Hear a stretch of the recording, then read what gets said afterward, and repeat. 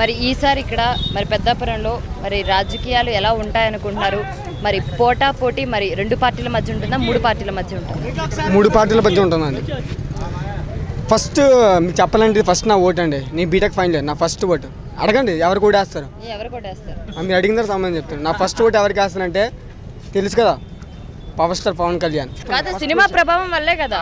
లేదండి, అభిమానం కాదు. అభిమానం ఎలా?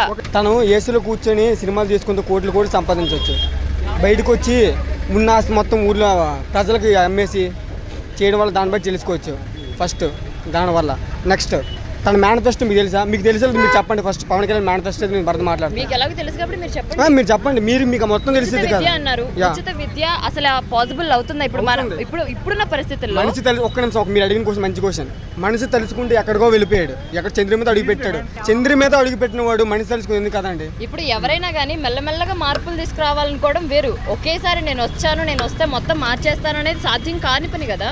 మీరు ఎలా డిసైడ్ చేస్తారు? అవుతే మీరు ఎలా డిసైడ్ కాదని మీరు ఎలా డిసైడ్ చేస్తారు? మరి ఈసారి ఇక్కడ రాజకీయ పరిణామాలు ఎలా ఉంటాయి? 3 పార్టీలు ఒకేలా ఉన్నాయండి.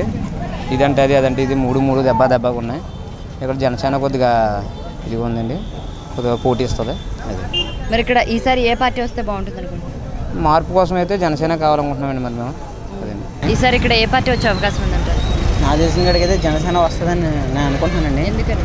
కారణం ఏంటంటే పవన్ కళ్యాణ్ గారి సిద్ధాంతాలను బట్టి వస్తుందండి. అంటే ప్రజలు కూడా ఈసారి ఆలోచించాలండి ఆయన సిద్ధాంతాలను నమ్మి. ఎందుకంటే ఓవర్గా చెప్పిన అనవసరం, వీళ్ళు అవి చేసేస్తాం ఇవి చేసేస్తాం, మనకు కావాల్సిన అనుకూలంగా మాత్రం కావాల్సినవి రావాలంతే. మీరైతే వెనకాలే ఇలా కోట్లు వస్తున్నాయి, ఇలా వస్తున్నాయని మాత్రం ఆశపడగలదు.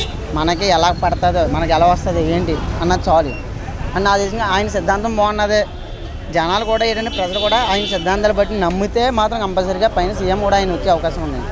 జనసేన అయితే కంపల్సరీగా వస్తుందని జనాలకు కూడా నేను చెప్పేదని జనసేనకు మాత్రం ఓటేయండి. ఈ వీడియో మీకు నచ్చినట్లయితే లైక్ చేయండి, షేర్ చేయండి. మరిన్ని ఇంట్రెస్టింగ్ అప్డేట్స్ కోసం సోషల్ పోస్ట్ యూట్యూబ్ ఛానల్ని సబ్స్క్రైబ్ చేయడం మాత్రం మర్చిపోకండి. ఎప్పటికప్పుడు వీడియోలు నోటిఫికేషన్గా రావాలంటే పక్కనే ఉన్న బెల్ బటన్ కూడా ప్రెస్ చేయండి. మా సోషల్ పోస్ట్ యూట్యూబ్ ఛానల్ని ఇన్స్టాగ్రామ్, ట్విట్టర్, ఫేస్బుక్లలో